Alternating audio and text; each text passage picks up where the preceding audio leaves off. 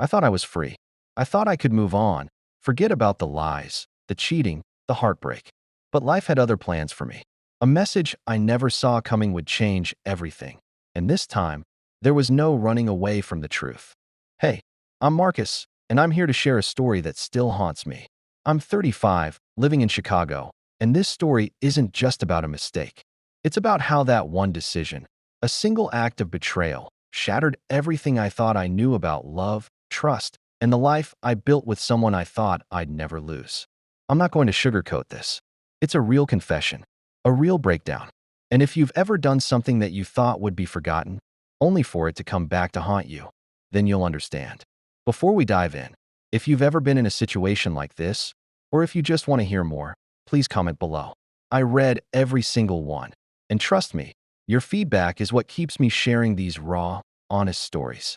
So, let's get into it. It all started 2 years ago. I was in a serious relationship with Sophie, who I'd been with for almost 4 years. We lived together, we talked about the future, and I thought everything was perfect. But like most things that seem perfect on the surface, I wasn't being honest with myself. Asterisk. I ran into an ex, Jessica, one night at a party. We'd been on and off a few years before I met Sophie, and there was always a tension between us. That night, after a couple of drinks, one thing led to another. I kissed her, and, to my surprise, I didn't stop there. The next day, I convinced myself it was a one-time thing, that it didn't mean anything. But I was lying to myself, and to Sophie. I kept it a secret. I told myself it was over, but the guilt stayed with me. I thought I could handle it. I was wrong. For months, I kept the secret. I convinced myself that it didn't matter, that I could move on without Sophie ever knowing. But lying to someone you love, living with that kind of weight, takes its toll. But then, Sophie started noticing things. I was distracted, distant, and we had more arguments than ever before. She knew something was off. I could see it in her eyes, but I didn't admit it. I couldn't bring myself to tell her the truth. So I lied. Again, I told her nothing was wrong, that it was just stress at work, that it would pass. But it didn't. It only got worse. Fast forward to 2025. I thought I had escaped it. I thought I could move on and leave the past behind. I was wrong. I received a message that would change everything. It was from Jessica, the last person I expected to hear from. I opened the message, and it hit me like a punch in the gut. She was pregnant. At that moment, I felt the world fall out from under me. All the lies, all the secrets, everything I'd tried to bury for so long, came rushing back. I hadn't just cheated on Sophie. I had helped create a life with someone else. And now, I had to face the consequences. I didn't know how to tell Sophie. I thought I could avoid it, pretend it wasn't happening, but life doesn't work like that. The truth always finds a way to come out. It wasn't me who told her, though. Sophie found out from a mutual friend. She heard about the pregnancy before I could even speak up. The look on her face when she confronted me was one I'll never forget. She didn't yell. She didn't cry. She just looked empty, like I had completely drained the love she once had for me. She forgave me, though. She said she needed time, that she wanted to make it work. But things between us were never the same. She was distant, hurt, and she didn't know how to trust me anymore. We went through the motions for a while. We tried counseling. We tried to talk things through. But the truth hung over us like a cloud. And just when I thought things might get better, they got worse. I never expected the next part. Jessica came to me, telling me we had to figure out custody.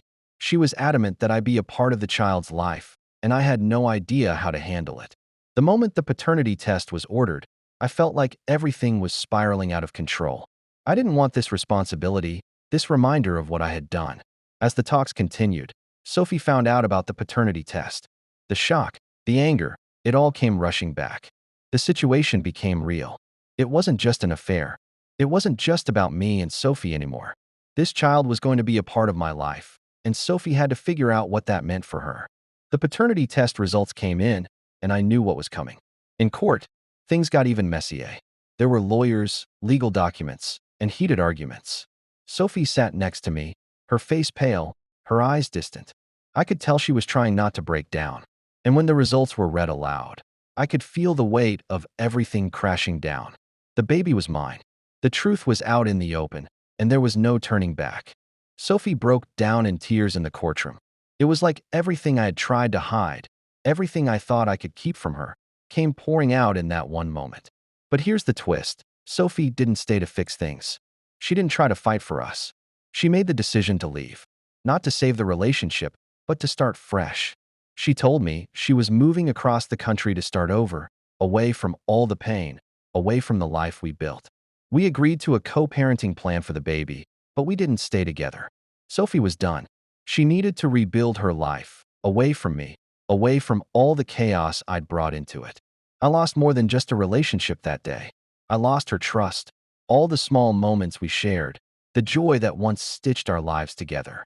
And now, I had to live with the consequences of my actions, not just as a cheater, but as someone who destroyed everything they loved.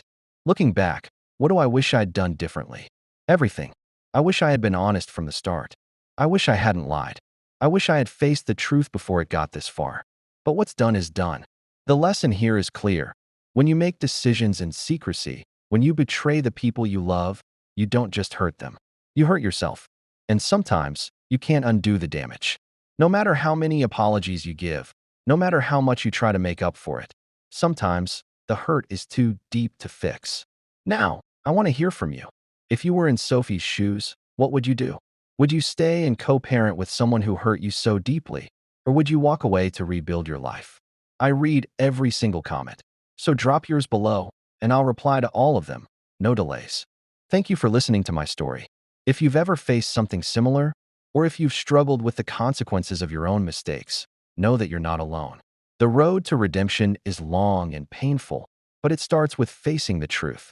So, if you're struggling, don't wait too long to make things right. Please like, share, and subscribe for more real-life confessions like this one. And remember, honesty is necessary, but it's not always enough. Take care, and I'll see you in the next one.